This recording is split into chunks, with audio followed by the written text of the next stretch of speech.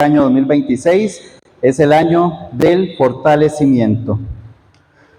Quisiera, antes que nada, antes de empezar, quisiera leerles un pasaje que el Señor me dio ahora mientras estaba orando, que está en Juan 10, 27 al 28, dice la palabra del Señor: mis ovejas oyen mi voz y yo las reconozco y me siguen, y yo les doy vida eterna y no perecerán jamás, ni nadie las arrebatará de mi mano.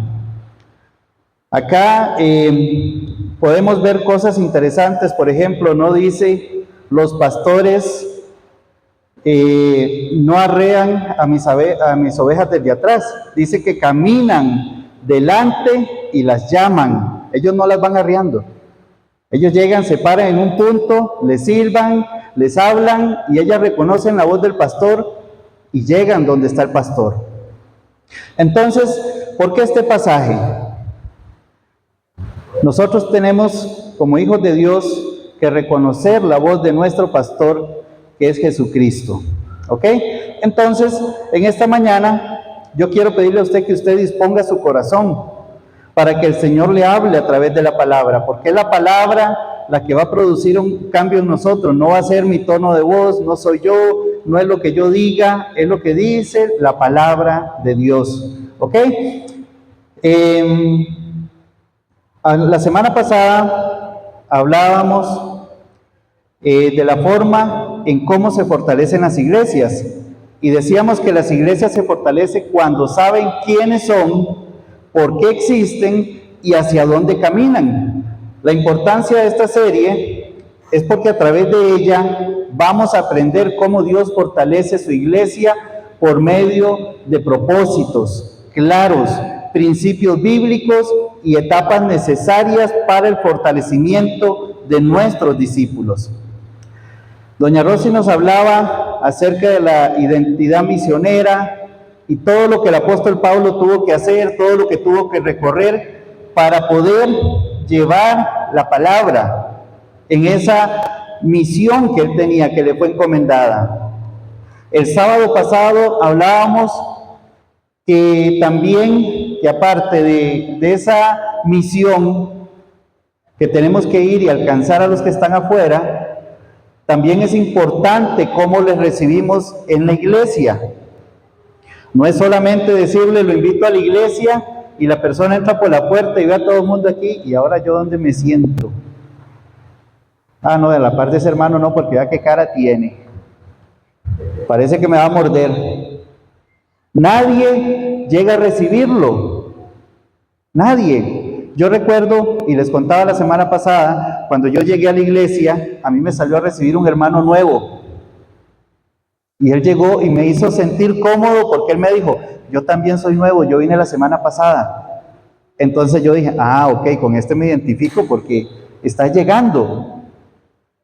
Entonces, ¿qué les quiero decir con eso? Que no nos corresponde solo a los más viejos de la iglesia llegar y recibir al hermano que viene llegando. El más nuevo también lo puede hacer. Dios lo puede usar. ¿Ok? Entonces, es importante la misión, pero también recibir bien a las personas que vienen a la iglesia.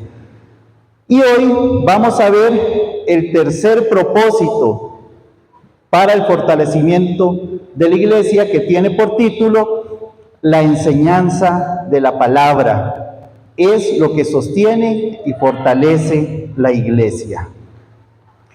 Porque ninguna iglesia va a permanecer saludable por las buenas intenciones. Ninguna iglesia va a permanecer saludable por experiencias emocionales o por las estructuras. Es que en la iglesia ya tenemos definido qué hace cada persona. Este se encarga de esto, esto se encarga del otro, esto hace el otro, y con eso la iglesia se va a mantener. No, no es ahí. Las iglesias se fortalecen cuando están profundamente arraigadas en la palabra de Dios. Ahí es cuando una iglesia se sostiene, por medio de la palabra de Dios.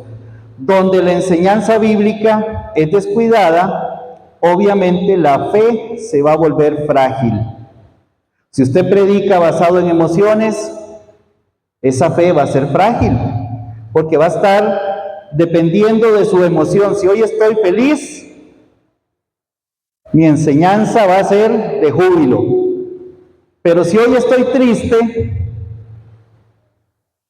mi enseñanza va a ser triste, no va a edificar a nadie, no va a servir para nada. Entonces, después de alcanzar a las personas por medio de la misión, viene cómo las vamos a recibir, cómo las acogemos acá, dentro de la iglesia, la familia de la fe. Pero surge una necesidad inevitable que es alimentarlas espiritualmente. Porque no basta con que usted vaya y le hable a alguien allá en la calle, lo invite a la iglesia, pero llegue acá a la iglesia y aquí en la iglesia no se le predique la palabra. La palabra es la que va a producir un fruto, no somos nosotros. Entonces, hay que alimentarlas espiritualmente. Necesitamos discipular a los que llegan, a los que vienen llegando, a los nuevos. Y Dios te puede usar. Quisiera contarles una historia. Hace unos años, en un pequeño pueblo, un hombre llamado Julián decidió cumplir el gran sueño de su vida, el cual era tener un jardín, el más hermoso de todos. Entonces Julián se fue y compró un terreno. Compró el terreno con la mejor vista. Él procuró que el terreno fuera fértil, el más fértil de todos. Compró las mejores semillas para tener flores exóticas y las más coloridas, que fuera un jardín que todo el mundo viera a lo lejos y todo el mundo quisiera ir a visitarlo. Él construyó una cerca de madera alrededor de ese jardín porque quería cuidarlo, quería protegerlo, que no llegara un animalito por ahí, se le metiera y se lo destruyera. Los primeros meses fueron de fiesta, de entusiasmo. Él celebraba cada pequeño brote que salía de la tierra. Imagínense la dedicación que este hombre tenía por ese jardín. Él todos los días estaba ahí pendiente, observando a ver si salía alguna planta, alguna flor, algo, y él feliz. Julián pasaba todas las tardes, él les ponía música, invitaba a sus amigos a ver el terreno y celebraba con gran alegría cada vez que un pequeño brote se asomaba de la tierra. ¿Quiénes de ustedes acá tienen plantas? Todos, varios, ok. Yo tengo orquídeas. Los que han llegado a mi casa saben que yo tengo una pared llena de orquídeas. En esa pared yo le puedo decir a usted qué flor tiene cada orquídea y en qué época está floreciendo esa orquídea. Cada cuánto le echo fertilizante, cada cuánto la estoy regando, de dónde la traje, en qué época, o sea, toda la información yo la tengo ahí, porque a mí me encantan las plantas. Entonces yo puedo entender a Julián cuando él quería tener el jardín más lindo, más hermoso. Pero resulta que ese jardín en poco tiempo se convirtió en el punto de encuentro de todo el pueblo. Era tan bonito que todo el pueblo quería ir a reunirse a ese jardín. Sin embargo, pasó el tiempo y Julián empezó a notar algo preocupante. Las hojas de ese jardín, de esas plantas, se comenzaron a marchitar. Los tallos se debilitaron y ante el menor viento de la tarde se quebraban con facilidad. Una realidad que le pasa y que muchos de los que tenemos plantas sabemos que sucede. Entonces, una mañana, tras una ligera llovizna, descubrió con tristeza que la mitad de su hermoso jardín se había marchitado por completo. Entonces Julián, desesperado, se fue a buscar a un anciano del pueblo, buscó la voz de la experiencia, se fue a buscar a un anciano del pueblo que era reconocido por la fortaleza, hermosura y madurez de sus árboles. El anciano caminó por el jardín, observó el suelo, tomó una de las plantas caídas en sus manos y con una sonrisa compasiva miró a Julián y le preguntó: Julián, veo que tienes una estructura hermosa. Tu iglesia es hermosa, paredes hermosas, sillas hermosas, hermanos bien vestidos, que huelen rico, que se bañan. ¡Wow! Pero Julián, dime, ¿con qué estás alimentando la tierra de tu jardín? ¿Qué profundidad tienen las raíces de tus plantas? Yo no sé si ustedes saben, pero hay un secreto cuando usted está sembrando plantas. Si usted viene y la siembra a poca profundidad y usted les moja así por encimita, esas raíces no van a buscar hacia abajo, van a buscar así, por encima, porque ellas van a buscar donde está el agua. Si usted la siembra a profundidad y la riega a profundidad, las raíces van hacia abajo y esos árboles obviamente se van a sostener por medio de esas raíces, con raíces fuertes. Pero este no era el caso de Julián. Sus plantas tenían las raíces en la superficie. Entonces Julián, avergonzado, confesó: bueno, yo pensé que con mi entusiasmo, que con mi alegría, con mis buenas intenciones y el agua de la lluvia sería suficiente. O sea, ni siquiera la regaba, él esperaba que lloviera. ¿Ok? No me he tomado el tiempo de abonar la tierra ni de cuidar sus raíces. El anciano colocó su mano en el hombro de Julián y le dijo: hijo, ningún jardín permanece saludable solo por el entusiasmo de quien lo cuida, ni por la bonita que sea su cerca o su muro de protección, sus paredes. Si descuidas el alimento de la raíz, la belleza será superficial. Las plantas serán frágiles y cualquier plaga o viento las destruirá. Si quieres un jardín fuerte, debes cavar profundo, trabajar la tierra con paciencia y asegurar que cada planta reciba el alimento sólido que necesita para madurar. Amados hermanos, esta historia nos refleja con precisión lo que nos enseña el tema del día de hoy. Muchas veces, como iglesia o como creyentes, de forma individual, nos parecemos al primer jardín de Julián. Estamos llenos de gran entusiasmo, llenos de buenas intenciones, nos gustan las estructuras, que todo sea así bien cuadradito, bien ordenadito, como me gusta a mí, y llenos de experiencias emocionales hermosas. Nos alegra alcanzar a las personas, nos alegra sembrar las semillitas en nuestro jardín y acogerlas en el servicio, ver las flores, ver su floración, su producción. Sin embargo, la palabra de Dios nos advierte que ninguna iglesia permanece saludable ni se fortalece únicamente con eso. Si descuidamos la raíz, si dejamos de lado la enseñanza bíblica, nuestra fe se vuelve frágil como esas plantas, con raíces superficiales y fácilmente influenciable por los errores y las filosofías del mundo.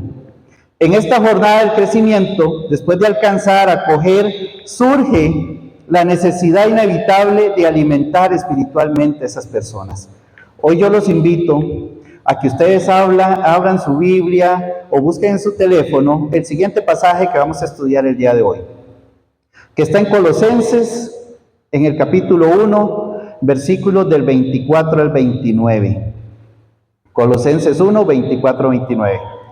Para aprender cómo el apóstol Pablo nos desafía a trabajar y luchar, no en nuestras fuerzas, sino en su poder, para presentar a cada persona madura y profundamente arraigada en el alimento sólido de la palabra de Dios. Y dice la palabra, Colosenses 1, 24, 29, por aquello. Yo lo voy a leer en la Nueva Traducción Viviente. Me alegro cuando sufro por ustedes en mi cuerpo, pues participo en los sufrimientos de Cristo que continúan a favor de su cuerpo, la iglesia. Dios me dio la responsabilidad de servir a su pueblo, anunciándoles su mensaje completo. Este mensaje fue mantenido en secreto por siglos y generaciones, pero ahora ha sido revelado a su pueblo santo. Pues Dios quería que ellos supieran que las gloriosas riquezas de este secreto también son para ustedes los gentiles. Y el secreto es este: Cristo está en ustedes, lo que les da la segura esperanza de participar de su gloria. Por lo tanto, proclamamos a Cristo, advirtiendo a todos y enseñando a cada uno con toda sabiduría, para presentarlos maduros en Cristo. Por eso trabajo y lucho con tanto esfuerzo en la dependencia de su poder que actúa en mí. Hermanos, la iglesia de Colosos para ese tiempo enfrentaba amenazas doctrinales. Había un sincretismo religioso, un misticismo, legalismo y filosofías humanas que disminuían la centralidad de Cristo. El énfasis de esta carta es reafirmar y presentar la doctrina de Cristo, es decir, antes de confrontar los errores directamente, el apóstol Pablo presenta una visión elevada de Cristo y define claramente la misión del ministerio cristiano. En este texto, Pablo describe su llamado en anunciar, enseñar y presentar a todo hombre maduro en Cristo. O sea, él no solamente los invitó a congregarse, él no solamente les dijo, vayan, lleguen, ahí se sientan y ahí escuchan. No, él sabía que su llamado iba más allá. Él tenía que presentarlos maduros a Cristo, entendidos de la palabra, conocedores de la palabra. Además de esto, nos revela que el fortalecimiento de la iglesia ocurre por medio de una enseñanza fiel, perseverante y cristocéntrica. La enseñanza bíblica no es una tarea secundaria. O sea, usted no puede decir, yo ya le hablé de Cristo, yo ya lo invité, ahora depende de él. No, nosotros los hijos de Dios somos llamados a enseñar la palabra de Dios para tener una iglesia madura. Entonces hoy veremos tres fundamentos que nos enseña ese texto que acabamos de leer. El primer fundamento es la enseñanza de la palabra, es un llamado concedido por Dios. La enseñanza de la palabra es un llamado concedido por Dios. Dios me dio la responsabilidad de servir a su pueblo anunciándole su mensaje completo, nos decía el versículo 25 que acabamos de leer. Entonces la enseñanza nace de una responsabilidad confiada por Dios. Pablo, el apóstol, entiende su ministerio como una administración confiada por Dios. Pablo no eligió enseñar, Pablo fue llamado para enseñar.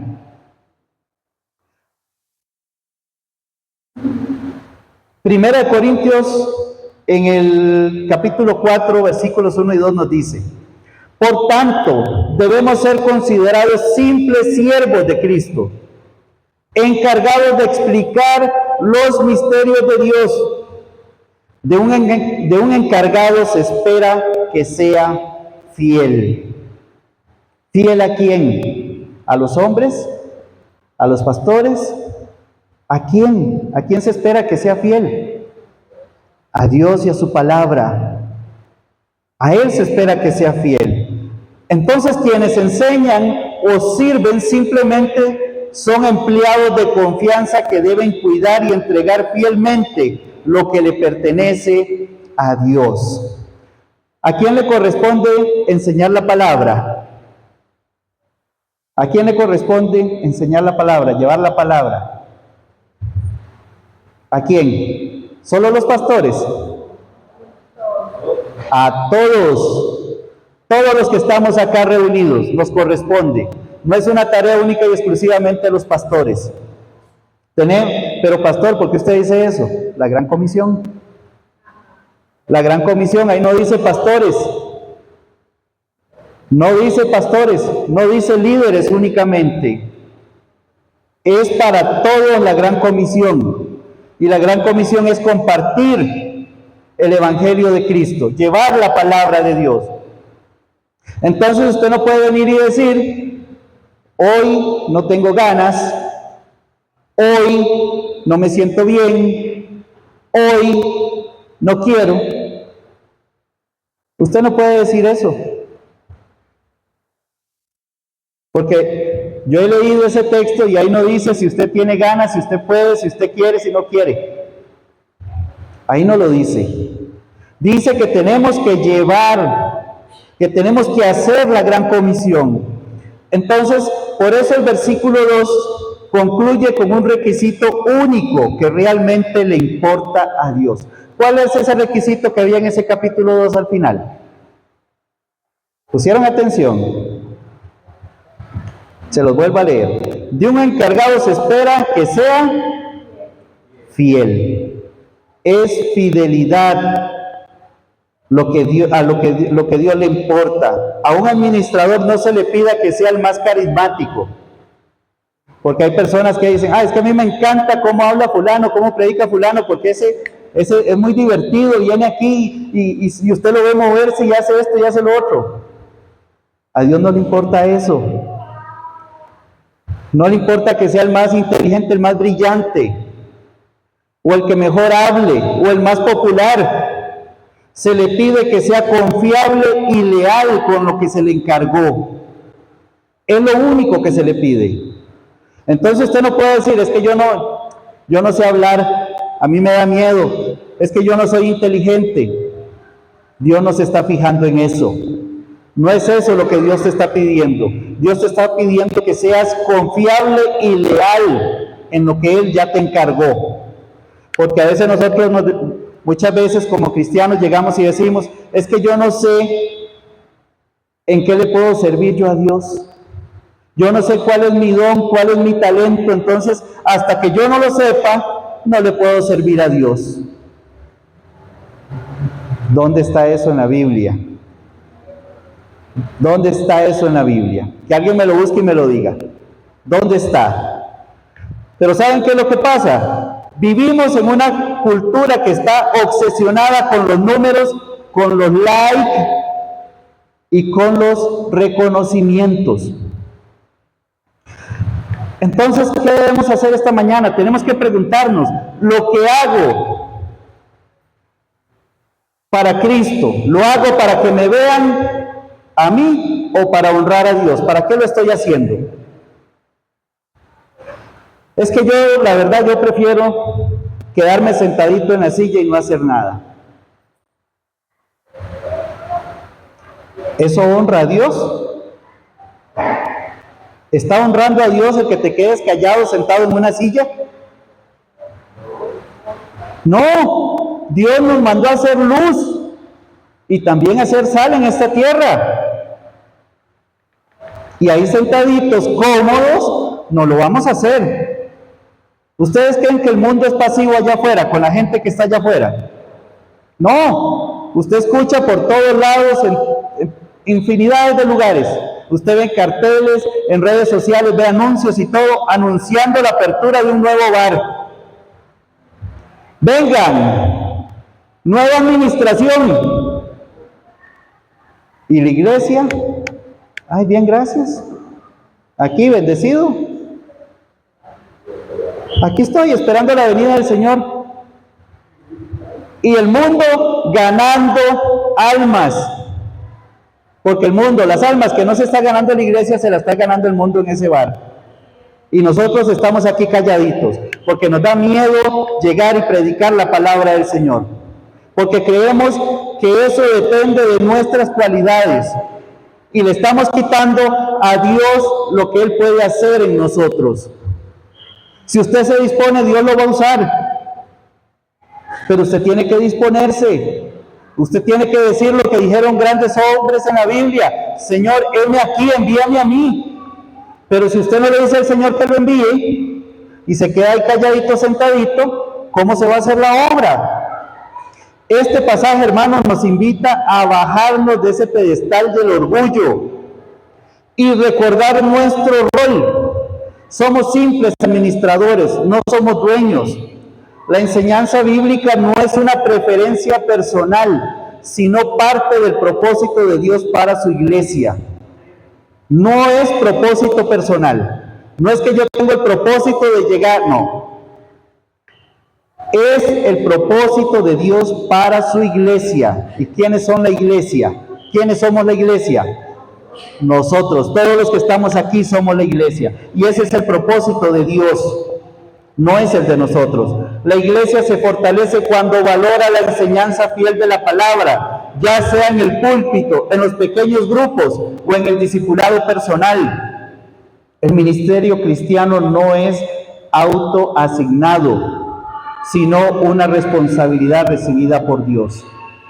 Es Dios quien nos lleva, es Dios quien hace a través de nosotros. Nosotros simplemente somos un instrumento que Él usa. La enseñanza, hermanos, implica sacrificio y perseverancia.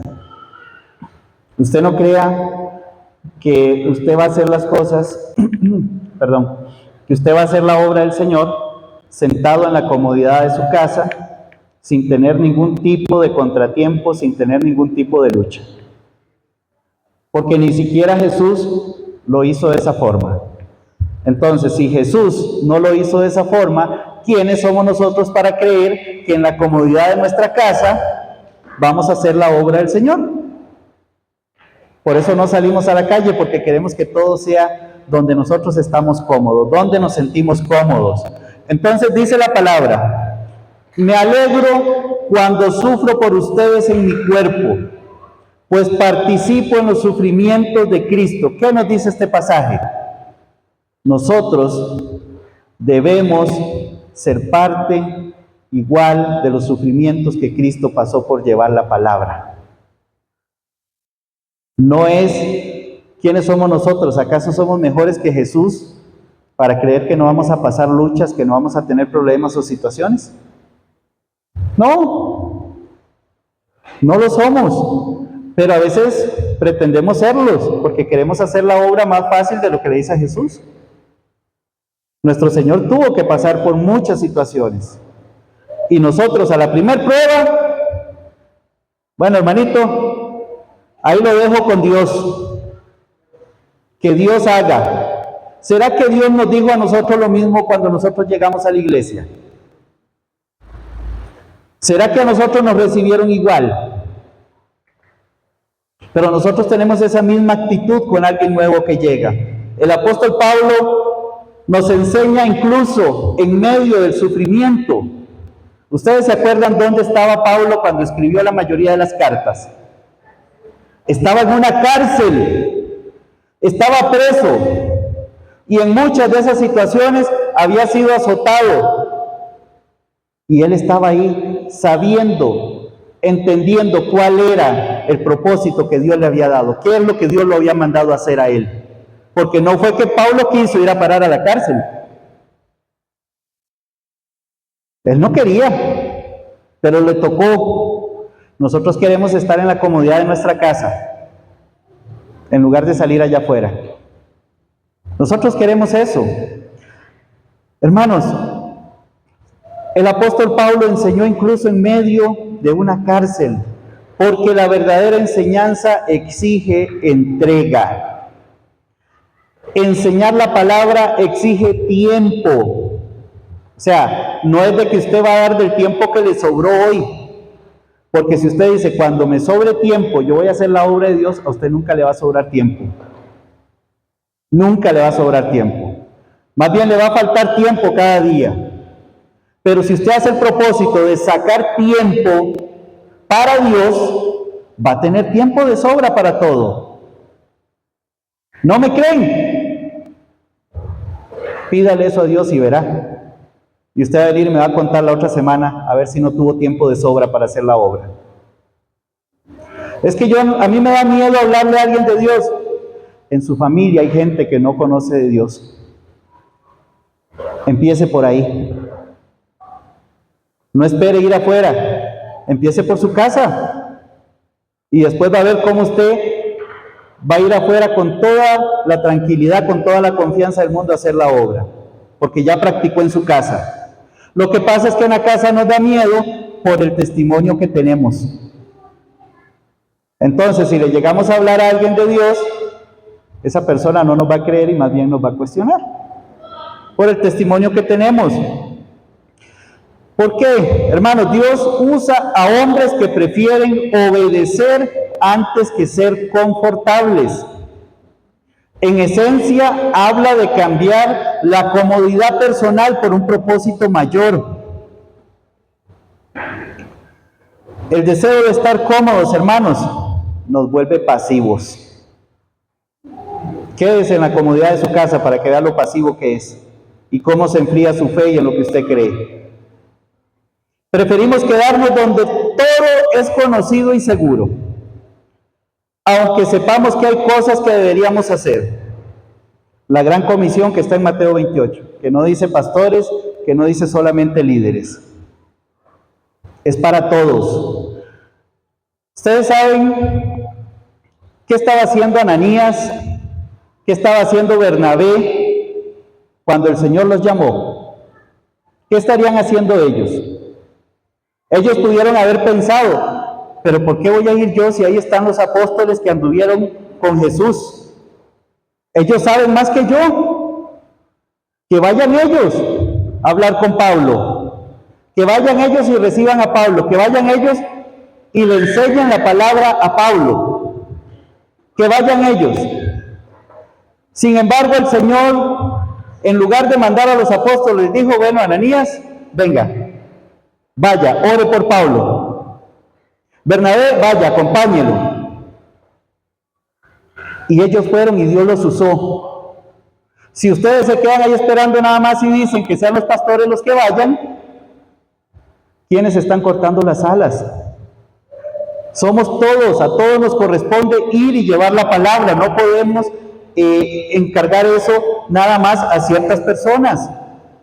Alguien atrapado en su propia comodidad rara vez está dispuesto a incomodarse para ayudar, para crear, sanar o liderar. Porque están cómodos, están pasivos. Hermano, hay que ayudar a tal persona que está en necesidad. Ah, bueno, sí, que lo ayude la iglesia. Ya, y que otros hermanos vengan y lo hagan. La verdad es que a mí no me falta nada, yo aquí estoy bien, estoy tranquilo. ¿Por qué tengo que ir yo a incomodarme? Que lo hagan otros. Hermanos, la enseñanza tiene como enfoque la edificación del cuerpo de Cristo. Para eso es la enseñanza. En Hechos 2:42 dice la palabra, todos se dedicaban de corazón a la enseñanza de los apóstoles, a la comunión, al partimiento del pan y a la oración. ¿Quiénes se dedicaban a la enseñanza? Todos, no solo los apóstoles, todos.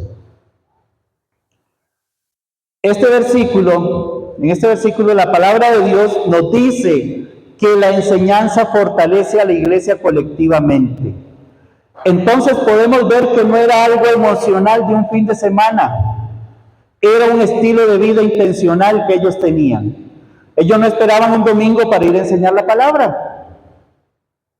Era algo de su diario vivir todos los días. Ellos no desaprovechaban la oportunidad, eran intencionales en su vida, en lo que ellos tenían, en lo que ellos hacían. No se reunían solo a pasar el rato, se dedicaban a aprender de la palabra. Los apóstoles enseñaban las enseñanzas de Jesús, el cumplimiento de las profecías. La iglesia tenía un fundamento sólido de la verdad basado en la palabra, no en opiniones personales. Por eso es que este versículo de Hechos no es solo una historia, Es un mapa para cualquier creyente o comunidad que busque la salud espiritual. Una iglesia enseñada es una iglesia fortalecida, estable y madura. Es que a mí no me gusta ir a esa iglesia porque en esa iglesia son alarmistas. En esa iglesia le gusta meterle miedo a uno.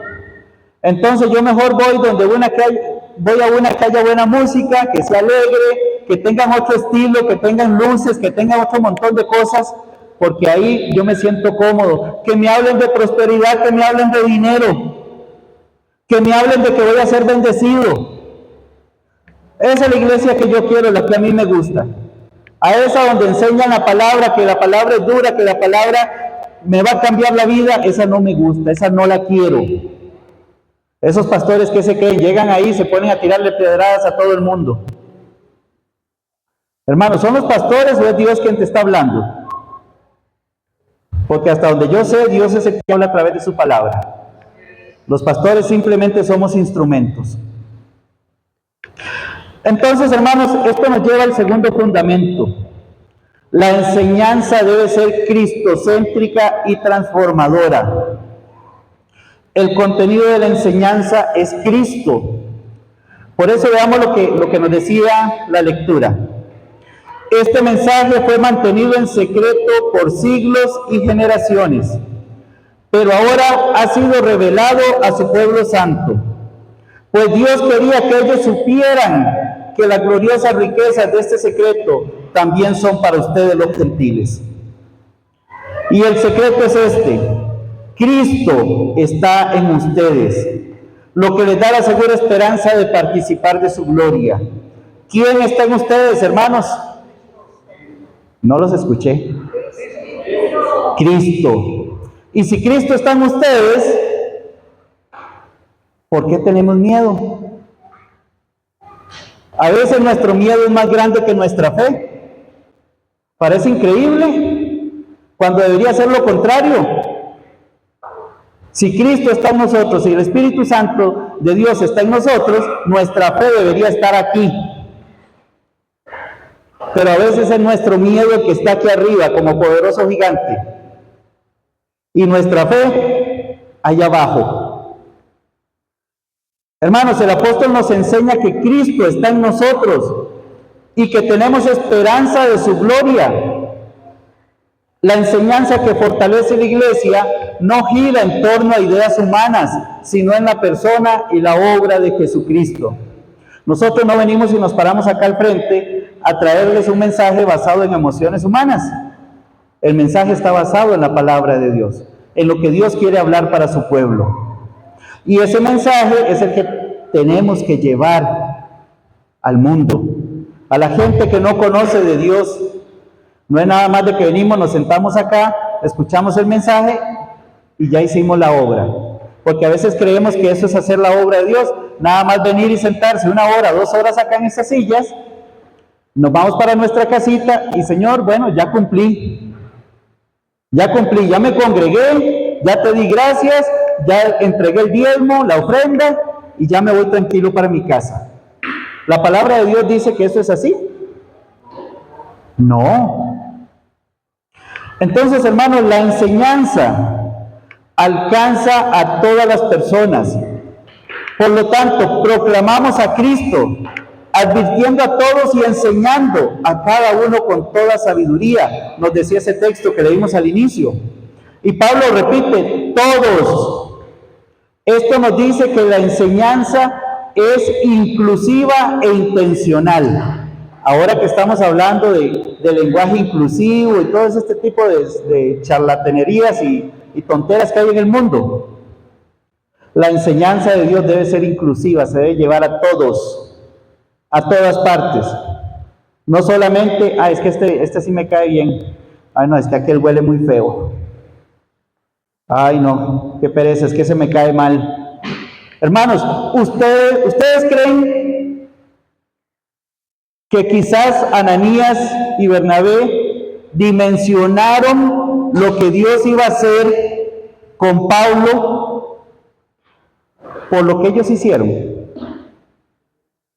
Yo creo que ellos no dimensionaron lo que Dios iba a hacer con Pablo. Ellos simplemente se dispusieron para que el Señor los usara. Y vean lo que resultó. ¿Qué habría pasado si ellos le dicen, no, Señor, manda un apóstol, manda otro?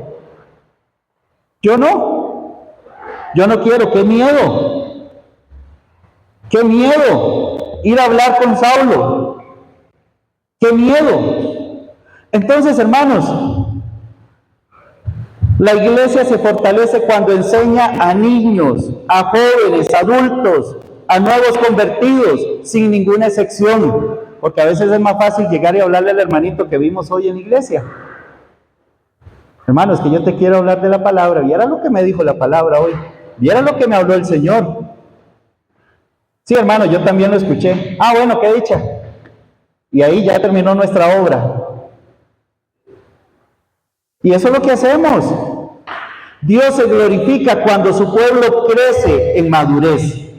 Ahí es glorificado el nombre de Dios. Cuando Él ve que su pueblo va creciendo, que no todo el tiempo están ahí nada más sentados en las sillitas cómodamente y que no están haciendo nada para la obra. Cuando Él ve que su pueblo va creciendo, que va madurando, el nombre de Dios se glorifica. La enseñanza apunta a la transformación y a la madurez. En el versículo 28 de ese texto nos decía la palabra, enseñando a cada uno con toda sabiduría para presentarlos maduros en Cristo. Hebreos 5:12 nos dice lo siguiente la palabra del Señor. Y vean qué duro. Vean qué duro lo que dice la palabra. A esta altura ya deberían enseñar a otros. Sin embargo, necesitan que alguien les vuelva a enseñar los conceptos más básicos de la palabra de Dios. Aún necesitan leche y no pueden ingerir alimento sólido. Yo no sé, hermano, pero yo creo que la palabra de Dios hoy nos está dando duro. Ya deberían enseñar a otros. Hermanos, ¿cuánto tiempo tenemos sentados en las sillas de esta iglesia y todavía no estamos enseñando a nadie? Y que más bien estamos necesitando que alguien nos vuelva a enseñar los conceptos básicos de la palabra de Dios. Enseñar no es solo informar, sino formar. Es conducir a las personas a la madurez espiritual en Cristo. Tenemos que saber, hermanos, que el objetivo de la enseñanza bíblica es moldear vidas, no solo informar mentes. El tercer fundamento del que nos hablaba este texto al inicio es la enseñanza exige esfuerzo espiritual y dependencia de Dios. Y el texto nos decía, por eso trabajo y lucho con esfuerzo en la dependencia de su poder que actúa en mí. El apóstol aquí dice que él trabajó y luchó con tanto esfuerzo. O sea, no fue solamente que llegó y dijo, voy a hacer esto y ya. Él se esforzó y luchó. Pero él entendía que había una dependencia en lo que él estaba haciendo. Y era el poder de Dios que estaba actuando en él. Él no lo hizo en sus fuerzas. Nosotros muchas veces queremos ir a hacer la obra del Señor, pero nunca tenemos el tiempo para llegar y buscar a Dios en la intimidad y pedirle a Dios que nos dé la fortaleza. Que Dios nos respalde en lo que vamos a hacer. Que Dios disponga el corazón de las personas a las que les vamos a hablar. A veces nos creemos autosuficientes, cuando deberíamos depender totalmente del poder de Dios para hacer la obra. El apóstol Pablo se esfuerza intensamente y nos dice que la enseñanza no es una improvisación. Usted no va a improvisar. Su meta es anunciar a Cristo y aconsejar a todo hombre para presentarlo perfecto en Cristo. Su trabajo tiene un objetivo claro. No es correr sin rumbo, hermanos. La Biblia es nuestro manual de vida. En ella nos dice cómo tenemos que actuar en cada situación. Pero esto va a implicar un esfuerzo físico y mental, fatiga y entrega total. Hermanos, Pablo no era pasivo. ¿Ustedes se imaginan cuando Pablo comenzó su ministerio y sufrió las primeras pruebas, las primeras luchas, las primeras situaciones, que él dijera, bueno, hasta aquí llegué yo? Como hacemos nosotros muchas veces, empezamos con una emoción, sirviendo al Señor, y llega un momento donde cualquier situación, cualquier prueba, nos dice, Señor, ahí queda, yo ya no sigo más. Mientras Pablo lucha con todas sus fuerzas, reconoce que la energía, el motor y el poder no provienen de su propia capacidad, sino de la fuerza de Cristo que opera eficazmente en él. Es Cristo quien está haciendo la obra en él. Pablo no se sienta a esperar a que todo se haga de una manera milagrosa. Es que yo ya oré, hermano. Yo ya oré, entonces ya, ahí se lo dejo a Dios. Pablo no esperaba, él no se siente a esperar que Dios lo haga todo de una forma milagrosa. Él no decía, yo le dejo todo a Dios, porque eso no es esforzarse.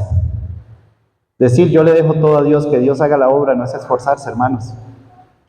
Debemos preguntarnos, ¿para qué estoy trabajando tan duro hoy? La lucha de Pablo tenía un norte, y era el crecimiento y bienestar de las personas. Si queremos ser una iglesia fuerte, debemos invertir tiempo, recursos y energía en la enseñanza bíblica. La enseñanza depende del poder de Dios. No existe un discipulado sin el poder de Dios. No existe la obra sin el poder de Dios. Antes de que Jesús enviara a los discípulos a la misión, derramó el poder del Espíritu Santo sobre ellos. ¿Escucharon esos, hermanos? Antes de que Jesús enviara a los discípulos a la misión, ¿qué hizo? Derramó el poder de Dios sobre ellos. Y eso lo pueden leer en Hechos, en el capítulo 1, el versículo 8. El apóstol Pablo también reconoce que el poder no es humano. El enseñar la palabra exige oración, dependencia y sensibilidad al Espíritu Santo. Sin el poder de Dios, la mejor enseñanza se va a volver estéril, hermanos. Hermanos, en esta mañana el Señor nos está llevando a la urgencia, a ver la urgencia de llevar la palabra a los que están allá afuera. Porque el primer versículo que les leí, donde decía el Señor que las ovejas oyen mi voz y me siguen. Si usted es una oveja del Señor, usted tiene que saber lo que Dios le está hablando en esta mañana. Usted tiene que saber qué es lo que Dios le quiere decir en esta mañana. Ese mensaje no le puede entrar a usted por un oído y salirle por el otro. Tiene que quedar algo en usted. La enseñanza prepara a la iglesia para toda la jornada cristiana. Vean lo que dice 2 Timoteo en el capítulo 3, versículo 16-17. Toda la escritura es inspirada por Dios y útil para enseñarnos lo que es verdadero y para hacernos ver lo que no está bien en nuestra vida. Nos corrige cuando erramos y nos enseña a hacer lo correcto. Dios la usa para preparar y capacitar a su pueblo para toda buena obra. Hermanos, la palabra nos capacita para toda buena obra. Una iglesia bien enseñada está preparada para avanzar, perseverar y dar fruto en el tiempo de la gracia. La palabra de Dios sostiene a la iglesia en todas las estaciones. En esta jornada de fortalecimiento, enseñar es alimentar, es sostener y conducir al pueblo de Dios a la madurez de Cristo. Al concluir el tercer propósito de esta serie, el llamado es regresar a ese núcleo, a ese centro que debe ser nuestra vida, que es las Escrituras, que es la palabra de Dios. Hermanos, el entusiasmo abre las puertas del jardín, pero solo la profundidad de la raíz garantiza que permanezca con vida. Es solamente ese cuidado que debemos tener. Solo la profundidad de una raíz sana va a garantizar que permanezca con vida. Ustedes se han puesto a pensar qué pasaría, porque a veces en estos tiempos nosotros decimos, el que le toca llevar la palabra es el pastor. Solamente el pastor. Nosotros nada más venimos a escucharla y nada más. Ya con eso nosotros cumplimos. Ustedes se han puesto a pensar qué habría pasado si en los tiempos de los apóstoles la gente hubiera pensado lo mismo. Eso le corresponde únicamente a los apóstoles. Mueren los apóstoles y se murió todo. ¿Pasó eso? No, no pasó eso, porque se levantaron más hombres después de ellos.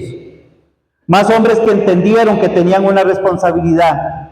Más hombres que entendieron la gran comisión que les fue enviada por parte de Dios. Y nosotros nos seguimos preguntando todavía, ¿en qué le puedo servir al Señor? O nos estamos preguntando, o estamos diciendo más bien, yo no quiero servirle a Dios. ¿Usted qué sabe si lo que usted va a hacer hoy va a levantar un gran hombre de Dios el día de mañana, que tal vez va a estar aquí predicando la palabra, o haciendo una misión allá afuera, con la gente que está necesitando? ¿Usted qué sabe lo que Dios puede hacer a través de usted? Pero si usted no dispone su corazón, si usted no se deja usar por el Señor, ¿cómo se va a hacer la obra de Dios? Ananías se dispuso, tenía miedo. ¿A quién de ustedes, de los que está acá, lo mandan a visitar o a hablarle de Dios a un sicario y va a ir? ¿A quién de ustedes? Y más que ese sicario tiene su nombrecito ahí en la lista. Va a decir, Daniel, ay, Daniel, sí, Daniel está aquí en mi lista y aquí viene. Dios me lo está mandando para que yo lo mate. Rosita, ah, sí, Rosa, aquí está, con nombre, apellido y señales y dirección. Esta es. Pero usted, ¿qué sabe lo que Dios quiere hacer con usted? Dios lo primero que quiere hacer es que usted bote ese gigante que se llama miedo. Eso es lo primero que Dios quiere hacer con usted, que usted se disponga y que ese gigante caiga al suelo. Pero mientras usted le siga rindiendo pleitesía a ese gigante, usted no va a poder hacer la obra de Dios. Siempre va a tener una excusa, siempre va a tener un temor, siempre. Julián descubrió de la manera más dolorosa que una cerca bonita, que unas paredes bonitas no pueden sostener una planta débil. Las paredes de esta iglesia no pueden sostener a un cristiano débil que no se alimenta de la palabra de Dios. Y la lluvia superficial no va a sustituir el abono constante de la palabra de Dios.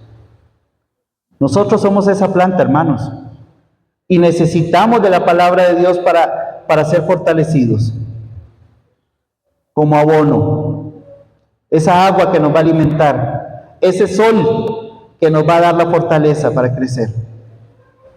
Hoy el Señor nos hace la misma pregunta que el anciano le hizo a Julián. ¿Se acuerdan esas dos preguntas que el anciano le hizo a Julián en la historia que le leí al inicio? ¿Con qué estás alimentando la tierra?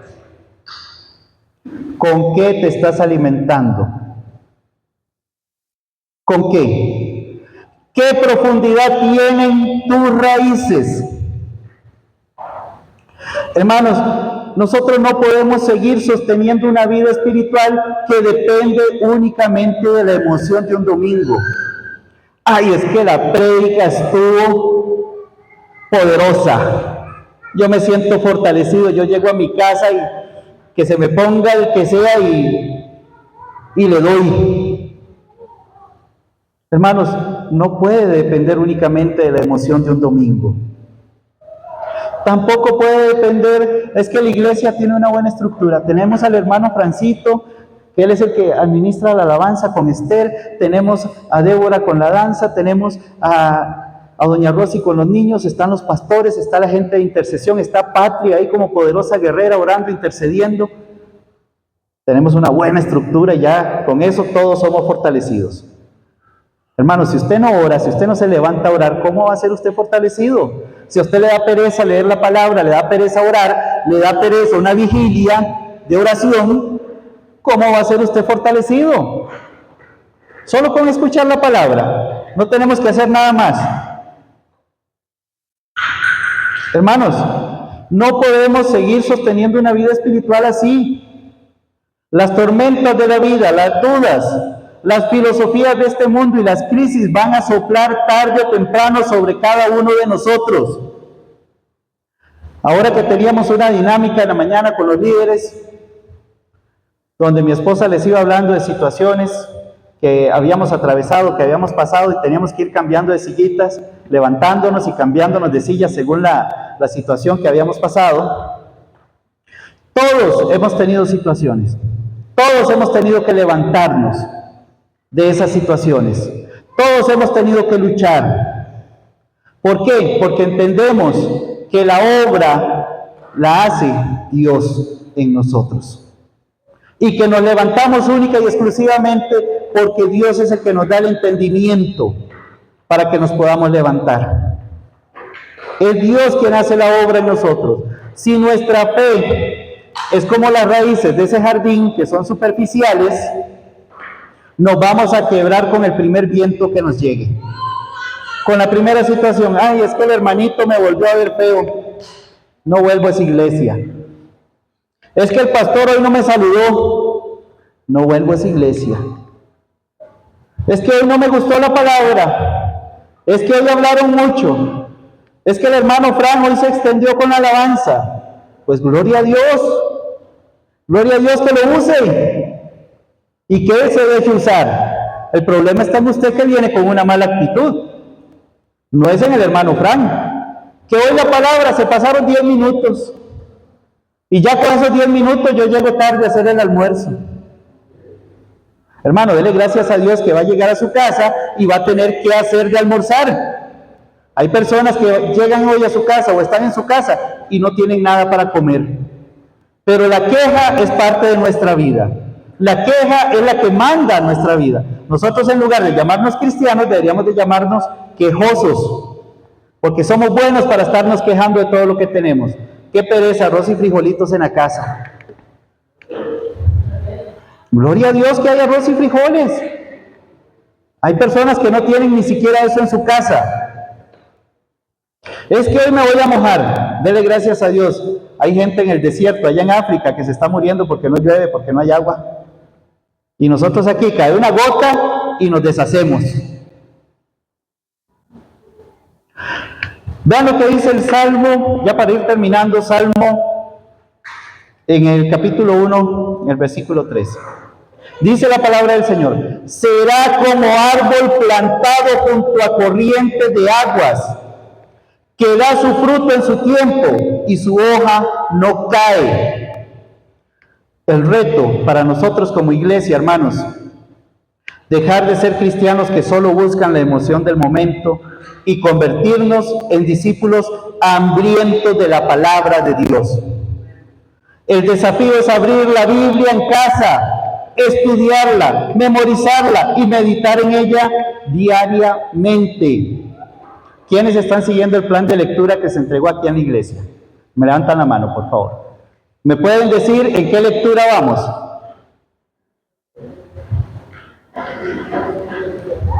¿En qué lectura vamos?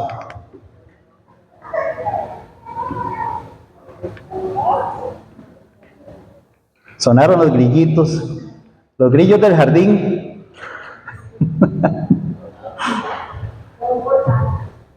Se va por Salmos. Ajá. Ajá. ¿Quién me puede decir por dónde vamos? El que tiene oídos para oír, oiga. Se entregó un plan de lectura, hermanos. ¿Para qué se entregó ese plan de lectura? ¿Será que los pastores quieren estarnos jodiendo que leamos la Biblia? ¿Será que es necedad de los pastores que hagamos un devocional? ¿Es necedad de los pastores que todo el tiempo tengan que estar diciendo, congréguense? ¿Será que nosotros vamos a ser glorificados porque usted haga eso? Hermanos, eso es para crecimiento de cada uno de ustedes. Es para el crecimiento de cada uno de ustedes. Pero si usted cierra sus puertas, si usted cierra sus oídos, si usted no quiere escuchar lo que la palabra le está hablando, hermano, usted va a ser como esa planta que cualquier viento, que cualquier lluviecita que caiga, la va a botar. Porque hay que ser entendidos, hermanos, de la palabra. Entonces, el desafío es abrir la Biblia en casa, estudiarla, memorizarla y meditar en ella diariamente. Examinar qué está alimentando nuestra mente. Necesitamos sustituir las opiniones del mundo por las verdades eternas de la Escritura. Hermanos, que nuestra teología no la defina una red social, sino la sana doctrina de la palabra de Dios. Porque a veces nos volvemos teólogos de redes sociales. Ay, es que, qué palabra. Viera qué video el que vi, hermano. Viera qué enseñanza más buena. Pero yo no leo la Biblia. Mejor que otro la lea y que otro me la diga, que otro me la cuente. Hermanos, nuestra teología no debe ser definida por una red social. Como iglesia, nuestro llamado no es solo llenar asientos con personas entusiastas, sino formar raíces profundas en cada nuevo creyente a través de la palabra. Iglesia, ministerio por su gracia. No nos conformemos con ser un jardín que solo luce bien por fuera. Aceptemos hoy el desafío de cavar profundo. Vayamos a la palabra con paciencia. Trabajemos la tierra de nuestro corazón y asegurémonos de recibir el alimento sólido. ¿Ustedes saben cómo se prepara la tierra para sembrar un jardín? Se limpia, se le quita la maleza, se le da vuelta a la tierra, se le sacan las piedritas y después de eso usted viene y siembra, planta la semillita. Plantó la semillita y usted comienza a regarla, comienza a cuidarla, a abonarla. No es simplemente que usted dijo, aquí hay tierra y aquí siembro y ya. Usted tiene que preparar la tierra, tiene que limpiar su corazón. Vayamos a la palabra con paciencia, trabajemos la tierra de nuestro corazón, saquemos todo aquello que está ahí, que no nos permite crecer, todo aquello que estamos guardando ahí, que se vuelve un muro, que se vuelve un estorbo para nuestras oraciones, pecados ocultos, toda situación que se esconde ahí en el corazón. Salgamos de este lugar decididos a construir una fe inquebrantable, arraigada y cimentada en la verdad de Dios, para que cuando el mundo observe a esta iglesia, ministerio por su gracia, no vea solamente una estructura frágil, sino que más bien vea un bosque de robles fuertes, maduros y llenos del fruto para la gloria de nuestro Dios. ¿Cuántos aceptan el desafío el día de hoy de fortalecer su jardín, de abonar su tierra con la palabra, de regar su tierra con la palabra? ¿Cuántos? Levante su mano para el Señor, hermano. Disponga su corazón. Hoy Dios nos está llamando. Dios nos está diciendo, sal ya de tu pasividad, de tu confort. No más. Mientras usted sigue aquí cómodamente sentado, hay alguien allá afuera que está muriendo sin Dios. Hay una planta allá afuera que está necesitando de ese abono de la palabra que usted le puede llevar. Y usted aquí cómodamente sentado, diciéndole a la planta, venga aquí planta, aquí viene y yo le echo abono aquí. Pero yo no voy a ir allá donde usted está. Yo no voy a ir allá al campo. Tiene que venir aquí. Hermanos, dispóngase para que Dios lo use. Yo le invito a usted a ponerse de pie. Vamos a orar para terminar con la palabra del día de hoy. Yo quiero que usted, ahí donde esté, usted disponga su corazón. Cierre sus ojos, levante sus manos, porque vamos a hablar, vamos a disponernos, vamos a pedirle al Señor que Él sea quien nos hable, pero principalmente que Él nos use. Señor y Dios Todopoderoso, nos acercamos hoy ante tu presencia con corazones, primero que nada, agradecidos y humillados ante el peso de tu palabra. Te damos gracias porque en este año del fortalecimiento nos recuerda quiénes somos, por qué existimos y hacia dónde caminamos bajo tu guía. Gracias por el regalo inmerecido de tu revelación, por el misterio glorioso de saber que Cristo habita en nosotros y es nuestra esperanza viva.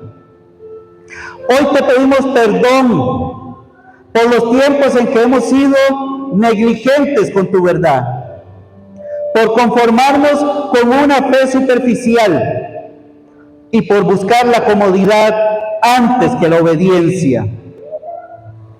Clamamos, Señor, para que tú nos concedas un hambre renovada por las Escrituras, que nuestra iglesia no dependa de buenas intenciones ni de estructuras humanas, sino que esté profundamente arraigada y cimentada en la enseñanza fiel de tu palabra. Señor, levanta en medio de nosotros maestros, líderes y discípulos comprometidos, dispuestos a asumir el sacrificio y el esfuerzo diligente que el discipulado requiere. Quitamos toda autosuficiencia. Reconocemos que sin el poder de tu Espíritu Santo, la palabra es estéril, Señor. Por eso te pedimos, Padre, que derrames tu poder transformador sobre cada pequeño grupo, sobre cada reunión, Señor, sobre cada discipulado personal y sobre cada mensaje proclamado desde este púlpito, Señor. Padre, que tu palabra nos corrija cuando erramos, nos enseñe a hacer lo correcto y nos capacite a avanzar y dar fruto en cada estación de nuestra vida. Permítenos ver una congregación unida que camina con paso firme hacia la madurez, reflejando fielmente el carácter de Jesús. Nos consagramos a ti en este día, Padre, haciendo todo lo que hacemos con las fuerzas que tú nos provees, Señor. Padre, yo hoy hago un compromiso contigo, Padre, de salir de mi zona de confort, de dejar la pasividad y de ponerme, Señor, manos a la obra, Señor, con la gran comisión, Señor, de llevar tu palabra, Señor, de compartir tu evangelio, Padre.